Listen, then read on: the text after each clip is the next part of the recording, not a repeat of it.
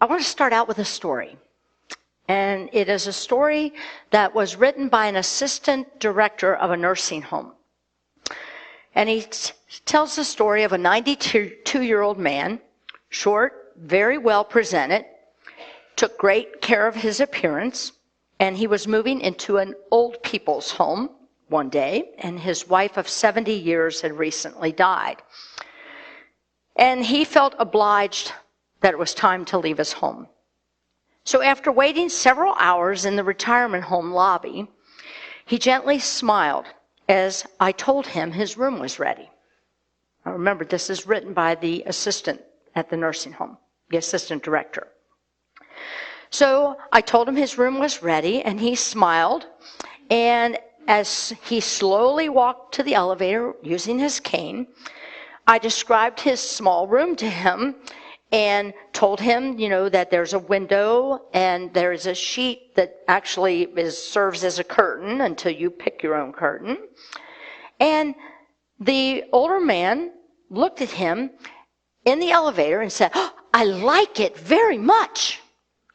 And with enthusiasm, as if it were an 8-year-old boy who had just been given a new puppy, he said, "Sir, you haven't even seen your room yet.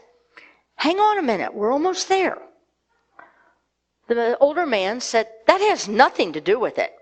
Happiness is something I choose in advance. Whether or not I like the room does not depend on the furniture or the decor. Rather, it depends on how I decide to see it. It is already decided in my mind that I like my room. It is a decision I make every morning when I wake up. I can choose. I can spend my day in bed enumerating all the difficulties I have with the parts of my body that no longer work very well. Or I can get up and give thanks to heaven for those parts that are still working order. They're still in somewhat a working order. Every day is a gift, and as long as I can open my eyes, I will focus on a new day and all the happy memories that I have made during my life. Old age is like a bank account. You withdraw in later life what you have deposited along the way." For a moment, the assistant director said, "I thought about the old man's words, and it all made sense. He made me realize that in life, we have to deposit all the happiness we can in our bank account of memories. Like this, we will always have a trove of them to cherish. I would like to thank you for your part in filling my account with happy memories, while I am still continuing to fill, and I remind you that to live a happy life, you have to be free. You have to free your heart from hate. Free your mind from worry. Live simply, give more, and expect less." You will be able to hear that story again on our Facebook page and on our YouTube channel later this week. So if you want to hear that again, I feel like that is very powerful, moving words. We're focusing on the book of joy. But before I get into that, I follow Brené Brown. She is a researcher of human emotions. And she said on one of her Super Soul Sundays with Oprah, she said, "The cultivation of joy and gratitude is the way home." The cultivation of joy and gratitude is the way home. This is not easy. You have to work at it. She also says when we lose our tolerance to be vulnerable, joy becomes foreboding, meaning unreachable. So when we lose our tolerance to be vulnerable, joy becomes out of reach. She said, we're trying to dress rehearsal tragedy so that we can beat vulnerability to the punch. Think about that. She uses the example of herself. She was getting on to a small plane because she's going to be on Super Soul Sunday with Oprah. So she's going to fly to where they're taping the show. She gets on the plane. She takes a selfie before they take off because she's so excited about, I finally made it to Oprah, right? And with that, the plane takes off down the runway, gets almost to the end, stops, engine problems, turns around and comes back. And she gets on the phone and calls her husband, Steve. And she says, Steve, I knew it. I knew something bad was going to happen because I'm fixing to see Oprah. Okay, think about in your lives when you have crushed your joy because you're so worried about something bad might happen. Use an example, I don't know if this was the Dalai Lama or if this was Brene Brown, used an example of when you look at a child sleeping, right? And your first reaction when you see a child sleeping is, oh, so cute when they're sleeping. Oh my God, I hope nothing ever bad happens to them. I could never live if something bad happened. What if something bad happens? Has anybody ever done that? A sleeping little angel, and then our ego mind takes off and says, what if? What if? And blows that joyful moment. Brene Brown said that researchers, and she has researched this for quite a long time, and she said, here's what joyful people do. The same experience can happen. I'm in joy, I'm going to see Oprah. The plane goes down the runway, same experience, problem with the engine, has to turn around. Here's what joyful people do. Joyful people will have that moment of, I was afraid something was going to happen, but quickly they catch themselves and they move themselves into gratitude. And they say, well, thank God the plane didn't take off, right? And we start thanking God that the control tower and that the pilot and that the instruments worked on the plane. And we start naming all the things we're grateful for. And that's how joyful people stay joyful. Now, I can tell you that I know a lot of you very personally, and I witness how you do this.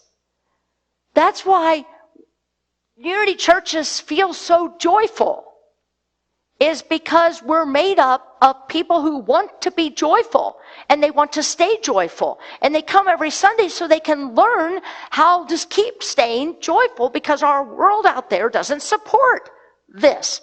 They think we're Pollyannish, but we're not. We have the moment of fear. We have the moment of anger. We have the moment of, daggone it. Now I'm not going to be on the Oprah show. But that quickly, we can turn it and say, thank God the plane didn't take off.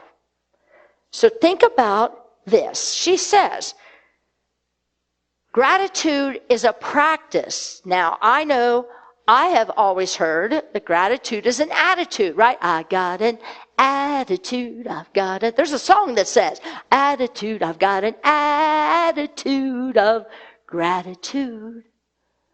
But no, it's more than an attitude. An attitude can be just giving it lip service. But practicing, when gratitude becomes a practice in your life, I know for me, I will have those fleeting moments of anger or fear, but boy, I catch them quickly now. And I go into gratitude.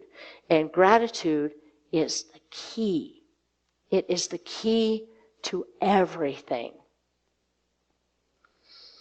Today, I'm covering, this book is is, let me tell you, okay, this book is for those who are new to this.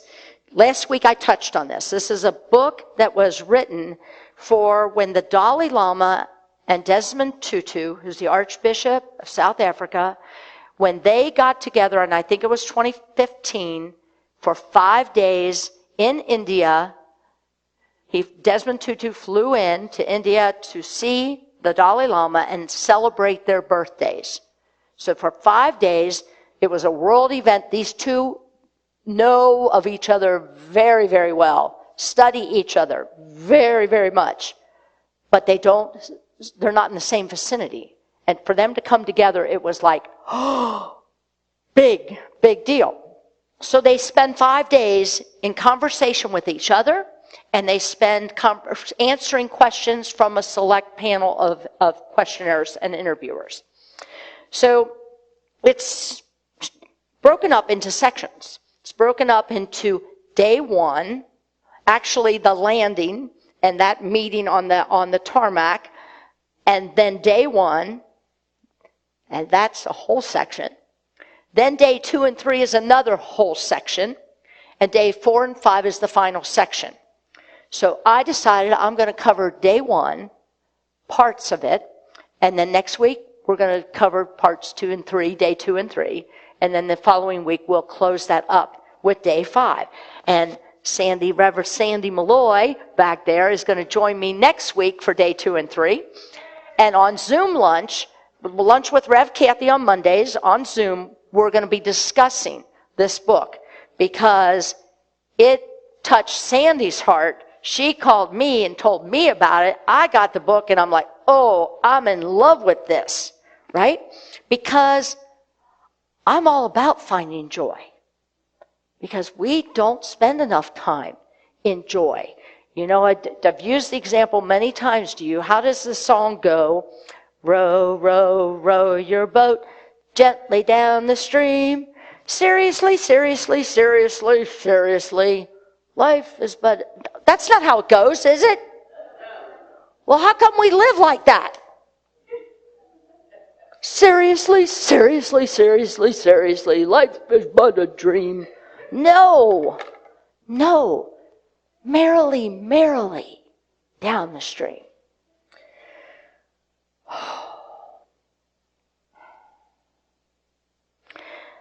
I'm not sure if it was the Dalai Lama or if it was Desmond Tutu who said, there are central pillars of joy. 3 central pillars of joy. 1 is our ability to experience gratitude. 2 is our choice to be kind. Notice, our choice to be kind. And 3 is our choice to be generous. The Dalai Lama said, and I had never heard this before, because you've heard me refer many times in a talk about there is a difference between self-centeredness and a healthy selfish.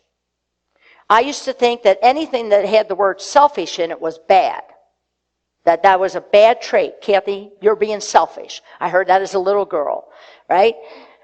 But then as I studied and got to see God outside of this box that I had put him in, and to realize that healthy selfish is critically important. Hopefully you all get that now. That you've got to take care of self before you can take care of others. Now, self-centered is the ego. Negative ego, which it's all about me. It's all about me. And you can either follow or you can go by the wayside. It's all about me. Okay? Now the Dalai Lama calls it this, and I like it. He says there is foolish selfishness and wise selfishness. Foolish selfishness is you only think of yourself, you don't care really much about others, and you also bully others. Wise selfishness is taking care of self, taking care of others, helping others. It is a way to find your own joy, and you will have a happy life. You will have a happy life. Last week we talked quite a bit about the two of them talking about where they've come from. You know, in Tibet, that they've suffered a lot of torture and death, and then as they ran to India for refuge, there was a massacre that happened. And Desmond Tutu is asking Dalai Lama, and I talked about this last week, so I don't really want to reiterate that whole story, other than that the Dalai Lama says, how did he handle that? He kept finding gratitude. Gratitude for the Chinese government taking them in. Gratitude that they found housing. Gratitude. Then Dalai Lama goes to Desmond Tutu. What about you and the apartheid, right? And all of that happened in Africa. And Desmond Tutu says the same exact thing. I needed to go to gratitude. Yes, I was angry. Yes, we were terrified. But I had to stay in gratitude, to stay in my right mind. You know, research has shown, and this is in the book, research has shown Dalai Lama follows science. He is very well versed and studies and continues to follow science. And he says that the research has shown that we are hardwired, basically like a car. We're factory equipped for cooperation, compassion, and generosity. You're equipped with that. So you didn't really have to be taught that. And I go back and I look at my grandchildren about the age of 2. And there's times when there is this self-centeredness, but then there's more times of cooperation and generosity. You know, here, you want to play with him? You know, and there's sharing, and there's, and I also watch both of my grandkids go towards kids in their classroom who are struggling, whether they're struggling in their math or they're struggling in speech or they have some learning disabilities. They tend to gravitate to them. So there is something, and I think that's a lot of kids are like that at a young age because they have compassion naturally. They're hardwired for it. But then the well-meaning teachers, news media, and the bullies in the class start to poo-poo that, don't they? And so now you got to get tough. Got to get tough-skinned. You can't be that compassionate person or you're a sissy. You know, whatever the labels that kids put on each other. Many people are waiting for happiness or joy. Many people are waiting for happiness or joy. Come on, get honest with yourself. When we get the house, I'll have joy. When we get our deck put on, I'll have joy. When our bathroom finally gets remodeled, I'm using real life examples here, I'll finally have joy. One thing I have learned in a 3-year experience of my husband building, rebuilding, I don't even know what we call it. It's way beyond remodeling and it's way beyond renovation. 3 years, and I'm still in a construction site, and I'm still in dirt and rocks everywhere. I have really learned what I'm talking about today, about how to stay in joy when you go and you think, I'm still looking at Greenboard in this bathroom. He's a high-end bathroom remodeler and contractor. And there's a downside of that because he's a perfectionist. So he does excellent work. Can I help you? No. No. Yeah. Kathy was never really a homemaker or housewife, right? But I'm learning that that's my biggest contribution in this family right now, is to make sure that that contractor's fed well and he's got some clean clothes again. Never would have thought. So, truth is that joy is a way to happiness. It is a way of approaching the world.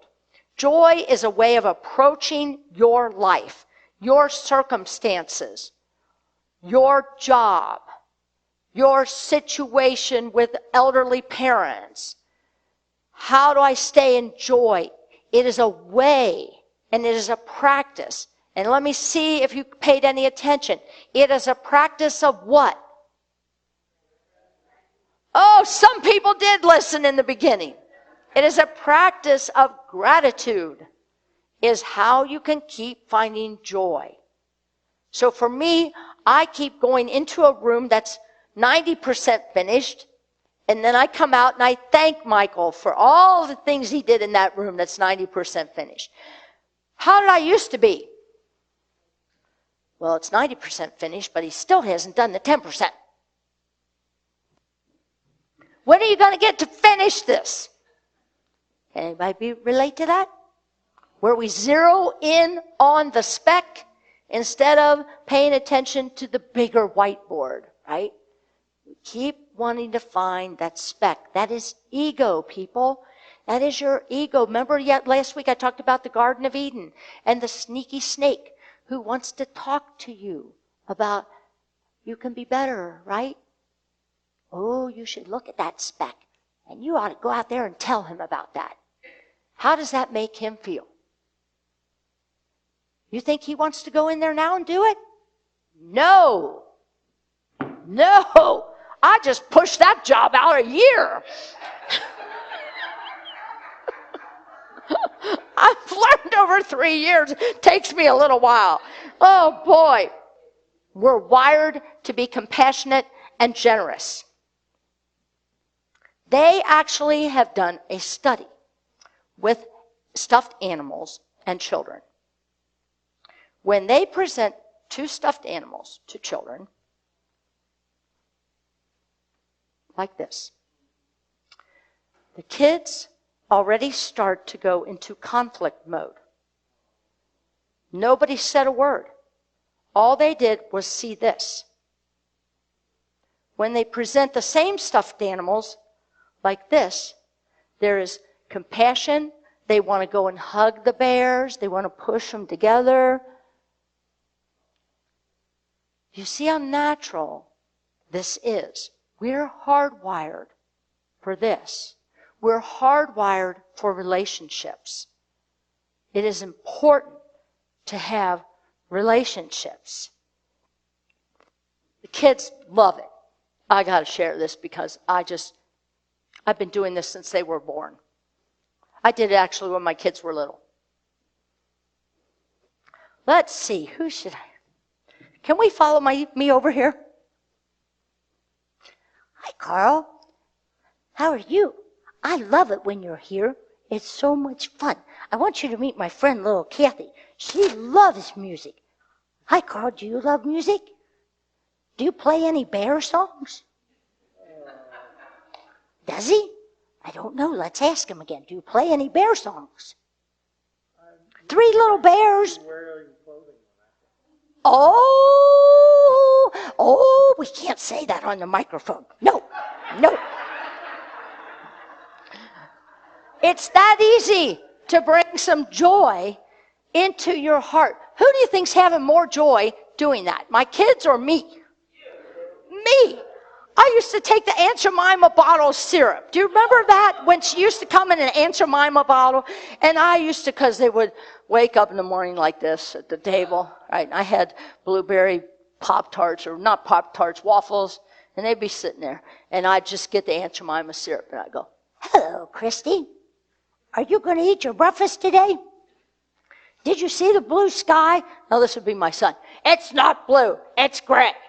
Oh, you didn't get enough sleep last night. It's that easy to turn yourself around, right? Do the hokey pokey and you turn yourself around. I'm going to go into something here that was brought to my attention by Julia Higgins this week. And I think we're going to reference it on our Facebook page as well. Anybody read or watched the movie The Shack? Oh, if you haven't, watch it. If you'd rather do reading, you can read the book on your ride, Brady. It is a phenomenal movie. And I don't really want to get into too much of that, but it is a representation of God, Jesus, and the Holy Spirit. God is an African-American woman. Anybody remember the actress name? Heavy set. Anyway, she's a famous actress, and Octavia Spencer, and she's God, and all she wants to do is make biscuits for everybody, and God bless their little soul. Every single person that she talks about or somebody talks about to her, she says, God bless their little soul. They're one of my favorites, no matter what they've done. Anyway, the movie is terrific. Please watch it. Now, once you watch the movie or read the book, is it on Amazon Prime? But I also know that the trailer, we've put the trailer out there on Facebook, and it'll be on our Facebook page. It's The Shack Restored. It is done, it's a documentary done by the author, but it is so well done. It's not a documentary where you feel like, oh my God, they're still talking. No. The way it's done it's very well done, and it is the type of, you don't want to quit watching it, because he is talking about the shack. Every one of us have the shack inside of us, and if you've seen the movie, you're going to know what I'm talking about, that we have the shack inside of us, and those are the places where we keep our secrets. Those are the places where we don't want you to know about what happened to me or my thoughts about myself. We all have this shack inside of us. And that's all I really want to tell you about it right now, but it is so worth seeing. And the author was very fundamentalist minister, grew up in his childhood, his father was a very fundamentalist minister, and comes to the awareness of the hypocrisy of many, many ministers, including himself. And so he comes to this awakening. So, what do I want to close with here today? I want to close with, I hope that many of you can get this book for like $13 on Amazon Prime. So it is, and it's, if you can just see the cover and see the smiles on these two men in their 80s and the joy that comes out of them, two men whose countries still are struggling, and still, they're like two little 4-year-olds that came together, and they can draw it up in an instant, and so can you. And so can I. You've witnessed that in me. Any of you that have hung around with me any length of time, you're like, oh, there goes Kathy again. Right? It's the joy. When you can let that joy out, but you can't let that joy out until you face your shack. And that's the biggest thing that I'm going to leave you as a cliffhanger for next week. Until you are ready to face your shack, and be vulnerable and trust, then you will not find this inner joy that they're talking about. So I want to close with two things. I'm going to read to you from, I love this little booklet, Messages We Need to Hear. You can order that for free on unity.org's website. Messages We Need to Hear. It's by Martha Smock, who is a very old-time Unity author, but these are just little short quips of things that she said, wrote, or spoke about. It says, this is the day. If you had only one day of life, you would try to make that one day count. And it would be the day that every moment had meaning. A day when everything and everyone mattered. In a sense, we all have just one day. Yesterday is gone. Tomorrow is yet to be. But right now, this is the moment in time we live. If you will begin your day with these words from the Psalms, it will help you set up the pattern of your day. And we used to sing this quite often. This is the day that the Lord has made, that the Lord has made. Right? How will you rejoice and be glad in this day? Pray today. Let this be a day when a prayer of thankfulness sings in your heart, when a prayer of faith fills your mind, and a day of prayer without ceasing. Work today. Work with a sense of ease and joy, a sense of light and freedom. Work as though there is only today. The burdens and cares of the past are gone. You do not need to worry about tomorrow or the next week or the next year or when your bathroom gets done. That's Kathy. Sorry.